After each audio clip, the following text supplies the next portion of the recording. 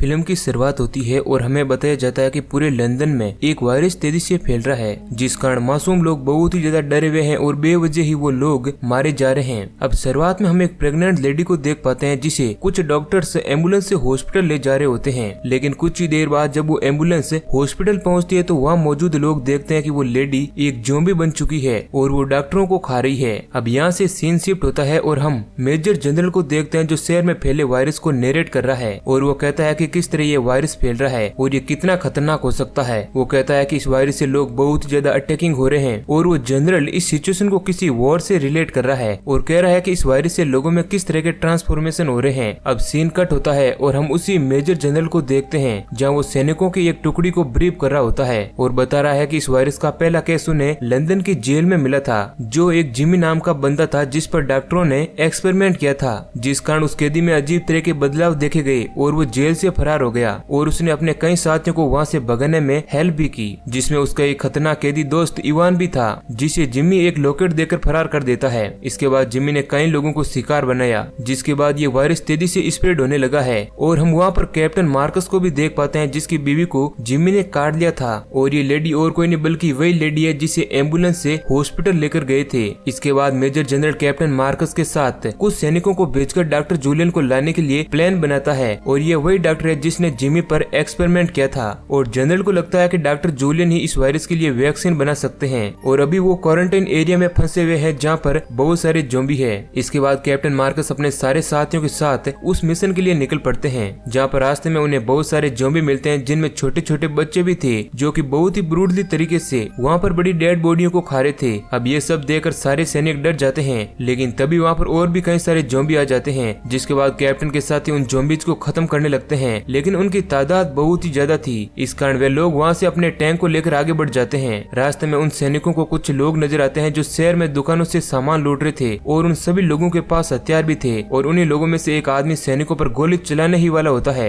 लेकिन वे सैनिक उसे मार देते हैं। इसके बाद हम मेजर जनरल को देखते हैं जो एक क्वारंटाइन सेंटर में कुछ इन्फेक्टेड लोगों पर एक्सपेरिमेंट कर रहे होते हैं और उन्हीं इन्फेक्टेड लोगों में मेजर जनरल का बेटा भी था। वहीं दूसरी तरफ कुछ सैनिक आगे बढ़ रहे होते हैं और किसी तरह वे बचते हुए उसी बिल्डिंग में आ जाते हैं जहाँ उन्हें बहुत सारे ज़ॉम्बी नजर आते हैं जो देखते ही देखते उन सैनिकों पर हमला कर देते हैं, लेकिन सैनिक भी उन ज़ॉम्बीज को खत्म करने लगते हैं। इस दौरान एक सैनिक पर एक ज़ॉम्बी हमला कर देता है और उसे इन्फेक्टेड कर देता है, लेकिन उसके साथ ही सैनिक सारे ज़ॉम्बीज को खत्म करके उसे अपने साथ उसी डॉक्टर के लैब में ले जाते हैं, लेकिन वे लोग देखते हैं कि वहाँ पर वो डॉक्टर मौजूद ही नहीं है। इसके बाद कैप्टन मार्कस अपने साथियों को कहता है कि हमें उस डॉक्टर को किसी भी कीमत पर ढूंढना होगा, क्योंकि हमें हमारे साथी सैनिकों के साथ शहर में इन्फेक्टेड लोगों को भी बचाना है। लेकिन तभी उनका एक साथी जिसका नाम फ्रैंक है वह कहता है कि हम इस इन्फेक्टेड सैनिक को हमारे साथ नहीं ले जा सकते क्योंकि ये हमारे लिए खतरा साबित हो सकता है, और वे इतना कहकर उसे मारने लगता है, लेकिन उसके साथी सैनिक उसे रोक देते हैं। अब उनकी ये बातें वे घायल सैनिक भी सुन रहा होता है और उसे भी ऐसा ही लगता है कि उसे मर ही जाना चाहिए और देखते ही देखते हुए अपने आप को शूट कर लेता है।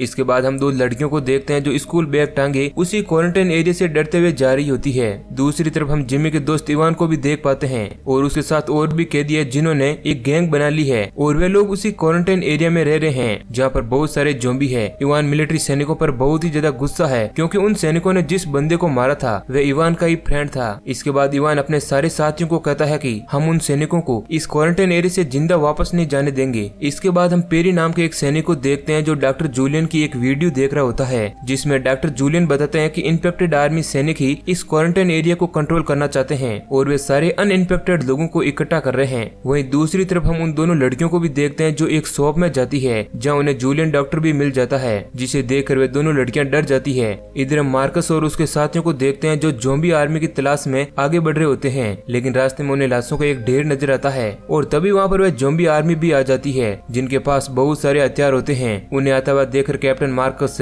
अपने सारे साथियों को उन्हीं लाशों के पास रहने के लिए कहता है ताकि उन ज़ॉम्बी आर्मी वालों को वे मरे हुए लगे। इसके बाद ज़ॉम्बी आर्मी उनके पास आती है और वे पेरी को अपने साथ ले जाती है क्योंकि पेरी की बॉडी में हलचल को देखकर एक ज़ॉम्बी आर्मी का सैनिक समझ गया था कि यह जिंदा है। इसके बाद वो लोग पेरी को लेकर एक कंटेनर के अंदर कैद कर देते हैं जहाँ पर बहुत सारे अनइन्फेक्टेड लोग भी थे और उन लोगों में डॉक्टर जूलियन और वे दोनों स्कूल की लड़कियां भी थी। इसके बाद कैप्टन मार्कस अपने साथियों के साथ उसी कंटेनर के पास पहुंच जाता है जहाँ वे लोग ज़ॉम्बीज की तरह ही एक्ट कर रहे होते हैं क्योंकि ज़ॉम्बी आर्मी इतनी समझदार नहीं थी। अब इसके बाद कैप्टन और उसके साथी उस कंटेनर के अंदर जाकर डॉक्टर जूलियन और वहाँ मौजूद सारे लोगों को लेकर वहाँ से जाने लगते हैं, लेकिन तभी वहाँ पर फ्रैंक नाम का एक सैनिक कैप्टन मार्कस को कहता है कि उन्हें सिर्फ जूलियन को इससे सलामत अपने साथ ले जाना था और यही उनका मिशन था। और इसी बीच वहाँ पर ज़ॉम्बी आर्मी भी पहुँच जाती है। अब उन दोनों आर्मियों के बीच गोली चलने लगती है और इस दौरान अनइन्फेक्टेड लोग बहुत ही बेरहमी से मारे जाने लगते हैं। लेकिन फ्रैंक अपने कुछ साथियों के साथ डॉक्टर जूलियन को लेकर वहाँ से चला जाता है और फ्रैंक अपने साथियों को झूठ बताता है कि कैप्टन मार्कस भी मारे गए हैं और वे लोग जूलियन को लेकर वहाँ से आगे बढ़ते हैं।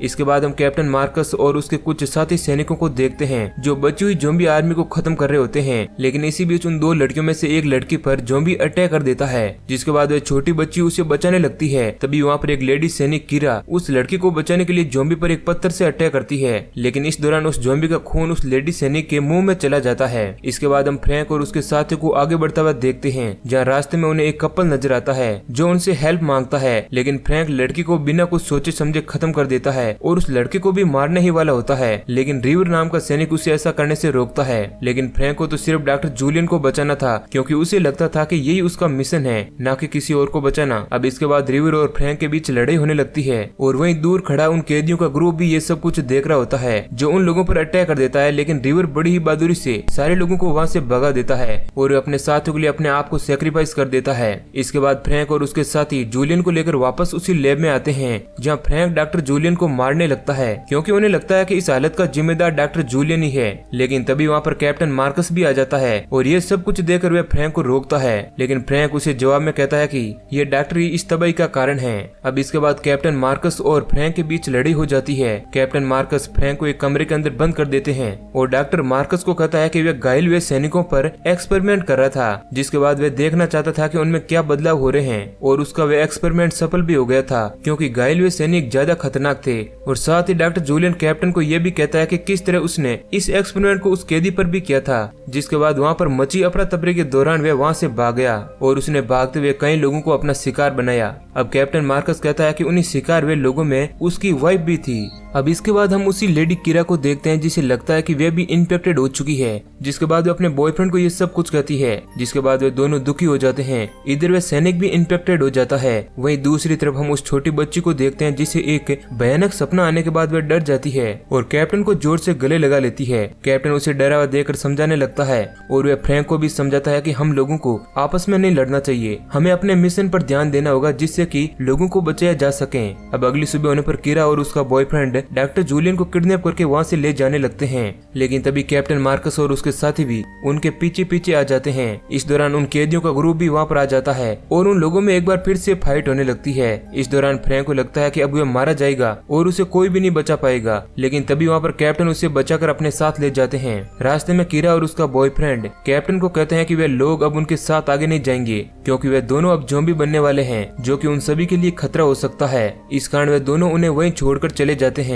इधर पेरी मेजर जनरल से कांटेक्ट करता है और मेजर जनरल भी अपने हेलीकॉप्टर से उसी जगह पहुंच जाता है। लेकिन उसके आने से पहले ही जूलियन कैप्टन मार्कस को एक डायरी देता है और उससे कहता है कि अगर उसे कुछ हो गया तो ये डायरी उसके बहुत काम आएगी। इसके बाद मेजर जनरल वहां आकर जूलियन को गन से शूट कर देते हैं और कहते हैं कि इसी के कारण उसका बेटा ज़ॉम्बी बन गया और पेरी से रिसर्च बुक लेकर वहां से चला जाता है। अब इस बात पर फ्रैंक बहुत ही ज्यादा गुस्सा हो जाता है, जो मेजर को खत्म करने की कोशिश करता है, लेकिन उसके सोल्जर फ्रैंक को घायल कर देते हैं। अब कैप्टन मार्कस घायल फ्रैंक को लेकर आगे बढ़ते हैं, जहाँ रात में उन पर बहुत सारे ज़ॉम्बी अटैक कर देते हैं और इस दौरान फ्रैंक भी अपने साथियों को बचाने के लिए अपने आप को सैक्रिफाइस कर देता है। जिसके बाद हम पेरी और कैप्टन मार्कस को देखते हैं, जहाँ कैप्टन पेरी से गुस्सा है क्योंकि पेरी ने भी उसे बहुत सारे राज छुपाए थे और कैप्टन पेरी को वहां से जाने के लिए कहता है। इसके बाद वह छोटी बच्ची कैप्टन को कहती है कि वह भी इन्फेक्टेड हो चुकी है, इसलिए क्या वह भी उसे छोड़कर चला जाएगा। लेकिन कैप्टन कहता है कि वह ऐसा नहीं करेगा और उसे लेकर एक जगह चला जाता है और आराम करने लगता है। तभी उसे एक सपना आता है जिसमें उसकी बीवी और उसका एक बच्चा नजर आता है। लेकिन तभी वह देखता है कि वह छोटी बच्ची अब एक ज़ॉम्बी बन चुकी है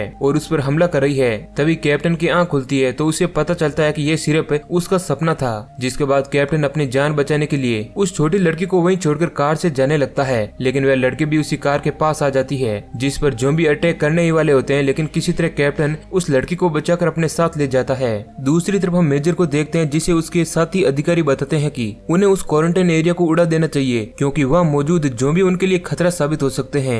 वहीं दूसरी तरफ कैप्टन उस बच्ची से माफी मांगता है और कहता है कि अब वह उसे कभी भी अकेला नहीं छोड़ेगा। तभी वहाँ पर उन कैदियों का ग्रुप भी आ जाता है जो कैप्टन मार्कस को अपने साथ लेकर चले जाते हैं और उसे उल्टा लटका कर उसे सवाल करने लगते हैं और इवान कहता है कि वो बच्ची इन्फेक्टेड है जिसे मार देना चाहिए, लेकिन कैप्टन ऐसा नहीं करने का कहता है और कहता है कि वे उसे छोड़ दें और उसे मार दें। तो इवान भी उसकी ये बात सुनकर उसे गन देता है, जिसके बाद मार्कस अपने आप को मारने लगता है, लेकिन इवान उसे रोक लेता है और उस लड़की की तरफ आ जाता है और उसे गन देता है। लेकिन इसी बीच इवान उसके गले में एक लॉकेट को देखता है और उससे पूछता है कि उसके पास ये लॉकेट कहाँ से आया। तब वे लड़की कहती है कि उसके पापा ने दिया। तब इवान समझ जाता है कि ये तो जिम्मी की लड़की है जो कि इवान का फ्रेंड था, और ये देख वे सारे लोग खुश हो जाते हैं और अब कैप्टन को भी छोड़ दिया जाता है।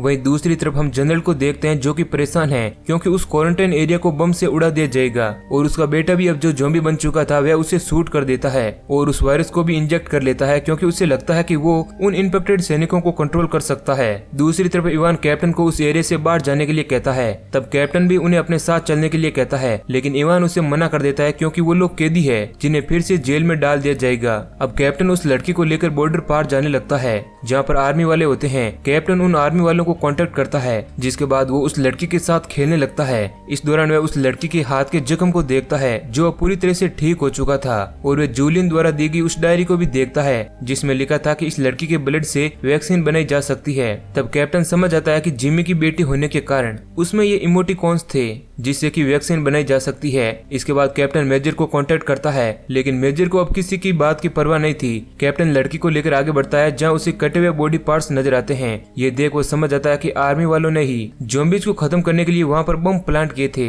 तभी वहां पर बहुत सारे ज़ॉम्बी भी आ जाते हैं और वे बम से फटने लगते हैं, लेकिन कैप्टन उस लड़की को बचाकर एक सेफ जोन में चला जाता है। इधर पेरी भी उन्हीं सर्वाइवर के साथ वहां पर मौजूद होता है। कैप्टन सभी से कहता है कि इस लड़की की मदद से वायरस को खत्म किया जा सकता है, जिसके लिए हमें इस एरिया से बाहर निकलना होगा क्योंकि इस एरिया को जल्दी नष्ट किया जाने वाला है। लेकिन कैप्टन की इस बात का कोई भी यकीन नहीं करता है और कोई भी उसके साथ नहीं जाना चाहता है, लेकिन समझाने पर वे सभी लोग कैप्टन के साथ बाहर आ जाते हैं और वे ज़ॉम्बी से लड़ते हुए आगे बढ़ते हैं। अब इस दौरान कैप्टन को एक ज़ॉम्बी काट देता है और वे उस लड़की को लेकर एक सेफ जगह आता है, लेकिन वे लड़की उसे छोड़कर नहीं जाना चाहती है। लेकिन कैप्टन उसे समझाता है और कुछ ही देर बाद कैप्टन भी ज़ॉम्बी में कन्वर्ट हो जाता है और वे उस लड़की को मारने ही वाला होता है, लेकिन वो लड़की उसे याद दिलाती है कि वो ऐसा नहीं है और उसकी ये बातें सुनकर कैप्टन उसे छोड़ देता है और सभी लोगों के साथ बॉर्डर की तरफ बढ़ता है जहाँ मेजर उन सभी को मारने के लिए तैयार था। पेरी मेजर के साथ ही सैनिकों को कहता है कि मेजर बहुत ही सेल्फिश आदमी है जो सिर्फ अपने ही बारे में सोचता है और उसने उसके कई साथियों को मरने के लिए छोड़ दिया था। अब ये सुनकर सारे सोल्जर अब मेजर के खिलाफ हो जाते हैं, लेकिन अब मेजर को गुस्सा आ जाता है और वे उन सभी को शूट करने ही वाला होता है, लेकिन कैप्टन को याद आता है कि कैसे मेजर ने उन्हें धोखा दिया था। कैप्टन तेजी से मेजर की तरफ बढ़ता है और उसे खत्म कर देता है और अब कैप्टन अपने साथियों को भी मारने लगता है, लेकिन समय रहते पेरी कैप्टन को शूट कर देता है क्योंकि कैप्टन अब पूरी तरह ज़ॉम्बी में बदल चुका था और अब सारे लोग उस लड़की को लेकर वहां से सेफ जोन में चले जाते हैं और इसी के साथ ये मूवी एंड हो जाती है। तो दोस्तों अगर ये कहानी आपको पसंद आई है तो वीडियो को लाइक जरूर करना। ऐसे ही और इंटरेस्टिंग वीडियो पाने के लिए हमारे चैनल को सब्सक्राइब करें। धन्यवाद।